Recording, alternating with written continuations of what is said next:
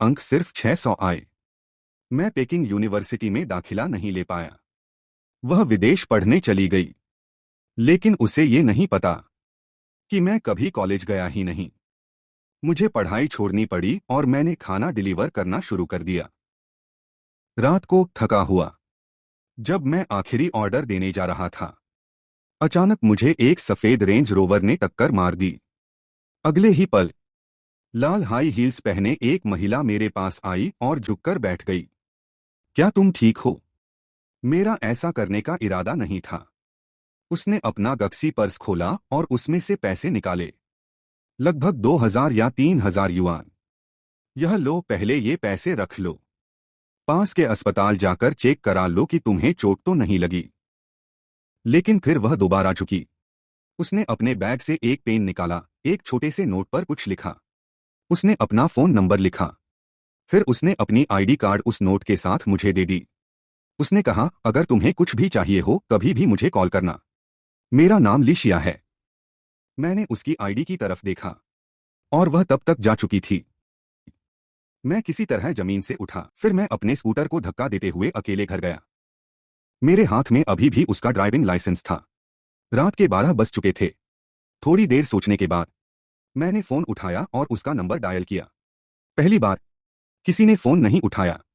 1 minute बाद मैंने फिर कॉल किया। इस बार कॉल तुरंत काट दिया गया। मैं हार मानने वाला नहीं था। मैंने तीसरी बार कॉल किया। इस बार उसने फोन उठाया। उसकी आवाज चिढ़ी हुई थी। कौन है? क्या चाहिए तुम्हें? मैंने विनम्रता से कहा। माफ कीजिए, आपने अभी मुझे अपनी कार से टक्कर मारी थी। उसका रवैया तुरंत बदल गया। वह बार बार माफी मांगने लगी। क्या तुमने चेकअप कराया? डॉक्टर ने क्या कहा? उसकी आवाज ने मुझे थोड़ा शांत किया। मैंने शांत होकर जवाब दिया, मैं ठीक हूं, बस मेरा स्कूटर थोड़ा टूट गया है। अच्छा है कि तुम ठीक हो। स्कूटर की कीमत कितनी थी? मैं पैसे दे दूंगी। मैंने कहा, जो पैसे आपने दिए हैं वो उसे ठीक कराने के लिए काफी हैं। आपकी आईडी अभी भी मेरे पास है। जब आप फ्री हो आकर ले लेना। उसने पूछा, अभी आ जाऊं? मैंने कहा, मैं अभी व्यस्त हूं, नहीं आ सकता। क्या आपका कोई दोस्त आ सकता है? फिर मैंने उसे अपना पता बता दिया। कॉल खत्म होने के बाद मैं बेंच पर बैठ गया और अपने घावों पर दवा लगाने लगा। लगभग आधे घंटे बाद मुझे दरवाजे पर दस्तक सुनाई दी। मैंने दरवाजा खोला और देखा कि बाहर 4 आदमी खड़े थे। सामने वाला आदमी मेरी उम्र का लग रहा था। उसके पीछे खड़े 3 लोग काफी खतरनाक दिख रहे थे। सामने वाले ने मुझे घूरकर पूछा, क्या तुमने ही कॉल किया था? तुम कौन हो? मैं कुछ जवाब देता उससे पहले ही वह झुंझलाकर बोला, क्या तुम्हारे पास लिशिया की आईडी है? मैंने कहा, वो अंदर है। लेकिन मेरी बात पूरी होने से पहले ही उसने मेरे चेहरे पर जोर से मुक्का मार दिया। फिर उसने मेरे पेट में लात मारी। मुझे समझ ही नहीं आया कि क्या हो रहा है। मैं जमीन पर गिर गया। मैं उठने की कोशिश कर रहा था, लेकिन उस समय मुझे अपने मुंह में खून का स्वाद महसूस हुआ। मेरा रूममेट लियू चांग, जो हमेशा शराब पीकर रहता था, उसने अपना दरवाजा खोला, एक नजर डाली और तुरंत दरवाजा बंद कर लिया। वह आदमी मेरे पास आया। उसने अपने जूते से मेरी बाह पर पैर रख दिया और ठंडी आवाज में पूछा, आईडी कहाँ है? मैं बोलना चाहता था, लेकिन मेरा आधा चेहरा सुन्न हो चुका था। मैं एक शब्द भी नहीं बोल पाया। उसने अपने साथियों से कहा, अंदर जाकर ढूंढो। वो आईडी और नोट मेरे कमरे की मेज पर ही थे। उन्होंने जल्दी ही उन्हें ढूंढ लिया। उन्होंने आईडी उसे दे दी। उसने उसे देखा और संतुष्ट होकर अपनी जेब में रख लिया। उसने मेरी बाह पर और जोर से दबाव डाला और ठंडी आवाज में कहा, क्या तुम अंधे हो? तुम्हारी हिम्मत कैसे हुई उसके साथ उलझने की? ध्यान से सुन लो, अगर तुमने उस औरत को दोबारा परेशान किया तो मैं खुद तुम्हारी जिंदगी बर्बाद कर दूंगा। इतना कहकर उसने मुझे एक और लात मारी और जाने के लिए मुड़ गया। लेकिन दरवाजे तक पहुंचकर उसे कुछ याद आया। वह वापस मेरे कमरे में गया और मेरा फोन उठा लिया। उसने मेरे सामने ही उसे जमीन पर पटक दिया और तब तक तोड़ा जब तक वह पूरी तरह टूट नहीं गया। फिर वे चारों अकड़ते हुए वहां से चले गए। उनके जाने के बाद मैं अकेला बिस्तर के किनारे बैठ गया। मेरे हाथ में एक सस्ती सिगरेट थी। मैं समझ नहीं पा रहा था, यह दुनिया इतनी अन्यायपूर्ण क्यों है? और सबसे बुरा क्या है, यह कि हर कोई एक नकाब पहनकर जी रहा है। उसने मुझे अपनी आईडी क्यों दी और फिर लोगों को भेजकर मुझे पिटवाया क्यों? मुझे उससे पूछना होगा, वह आखिर चाहती क्या है? बाहर बारिश लगातार हो रही थी, जैसे पूरी रात रुकने का नाम ही नहीं ले रही हो। मैं सोच रहा था, कल जब सूरज निकलेगा तो मैं इस शहर में बस एक और भटका हुआ इंसान रह जाऊंगा। सुबह की पहली किरण मेरे कमरे में आई। मैंने अपना सारा सामान पहले ही पैक कर लिया था। आज मैं यह कमरा छोड़ने वाला था।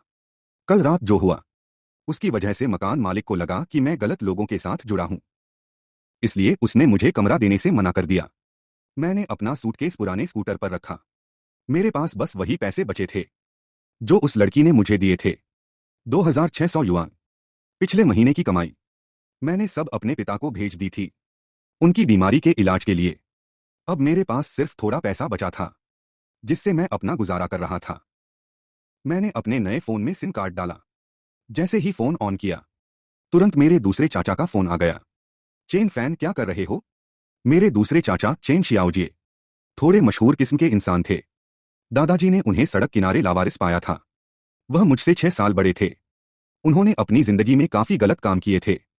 लोग कहते थे कि उनकी बदनामी दूर दूर तक फैली हुई है। मैं सड़क किनारे बैठ गया और कहा, मैं अभी ज्यादा व्यस्त नहीं हूं चाचा। आपने आज क्यों फोन किया? उन्होंने कहा, मुझे काम से कुनमिंग आना पड़ा है। तुम्हारे पिता के लिए दवाई लेने आया हूं। सुना है यहाँ एक बूढ़ा चीनी डॉक्टर है जो किडनी की बीमारी का इलाज करने में माहिर है। उसका पता मिलते ही मैं तुरंत यहाँ आ गया। आज रात मैं तुम्हारे यहाँ रुक जाऊंगा, सुबह ट्रेन से वापस चला जाऊंगा। यह सुनते ही मैं घबरा गया। अगर उन्हें पता चल गया कि मैं इतनी बुरी हालत में हूं कि मेरे पास रहने की जगह भी नहीं है, तो वह क्या सोचेंगे? और अगर उन्होंने यह बात मेरे माता पिता को बता दी तो वे और ज्यादा परेशान हो जाएंगे। ऊपर से मेरे चेहरे पर चोट के निशान भी थे। चाचा मुझे देखते ही सब समझ जाते। मैंने हतलाते हुए कहा, चाचा आप मेरे पास मत आना, बस दवाई लेकर जल्दी घर चले जाना। मैं काम में बहुत व्यस्त हूं। लेकिन उन्होंने जिद की, तुम्हारी माँ ने तुम्हारे लिए गांव के अंडे भेजे हैं, तुम्हें लेने ही पड़ेंगे। मैं पहुंचकर तुम्हें फोन करूंगा। और उन्होंने फोन काट दिया। अब मेरे पास सिर्फ 2 घंटे थे। इतने कम समय में नया कमरा लेना आसान नहीं था। मैंने थोड़ी देर सोचा, फिर फैसला किया कि पहले स्टेशन के पास एक छोटा होटल ले लेता हूं, ताकि चाचा को वहीं ठहरा सकूं। इस तरह वे मेरे साथ रहने की जिद नहीं करेंगे। मुझे फर्क नहीं पड़ता था कि मैं कहां सोऊंगा, बस उन्हें एक जगह मिल जानी चाहिए थी। 2 घंटे बाद मैं उन्हें स्टेशन से लेने गया। वह हमेशा की तरह ही थे, नकली नाइकी की टी-शर्ट पहने हुए। उनकी मांसपेशियां साफ दिख रही थीं और हाथ पर नया टैटू बना हुआ था। मुझे देखते ही वह रुक गए और चिंता से पूछा, चेन फैन यह क्या हुआ? क्या तुम लड़ाई में थे? मैंने झूठ बोला, नहीं मैं बस गिर गया था। उन्होंने तुरंत कहा, क्या तुम मुझे भी अपने माता पिता की तरह बेवकूफ समझते हो? कौन गिरकर ऐसी हालत में आता है? तुम्हें किसी ने मारा है और तुम मान नहीं रहे हो। मैं जानता था उनसे झूठ बोलना आसान नहीं है, लेकिन मैं इस बारे में बात नहीं करना चाहता था। मैंने बात टाल दी और कहा, चलो चाचा मैं आपको आपके ठहरने की जगह ले चलता हूं। हम होटल पहुंचे। मैंने कहा, आप आज रात यहीं रुकिए, दोपहर में दवाई ले आएंगे और मुझे काम पर जाना है। बस एक बात, मेरे माता पिता को मत बताना कि मुझे किसी ने मारा है। लेकिन उन्होंने फिर पूछा, सच बताओ क्या हुआ था? किसने मारा तुम्हें? तुम परिवार से कुछ छुपा रहे हो? मैंने धीरे से कहा, मुझे खुद नहीं पता कि उन्होंने मुझे क्यों मारा। फिर मैंने उन्हें पिछली रात की पूरी कहानी बता दी। अंत में मैंने फिर कहा, माता पिता को मत बताना। वह कुछ देर चुप रहे, फिर बोले, ठीक है मैं नहीं बताऊंगा। फिर उन्होंने अपनी जेब से 2000 युआन निकाले और मुझे दे दिए। तुम अपने माता पिता को पैसे मत भेजो, मैं तुम्हें और 2000 दे रहा हूं। कोई अच्छा कमरा ढूंढो और ठीक से रहो। मैंने कहा, चाचा मुझे आपके पैसे नहीं चाहिए। लेकिन उन्होंने सख्ती से कहा, ले लो, बहस मत करो, आज तुम घर ढूंढो, मैं दवाई लेने जा रहा हूं।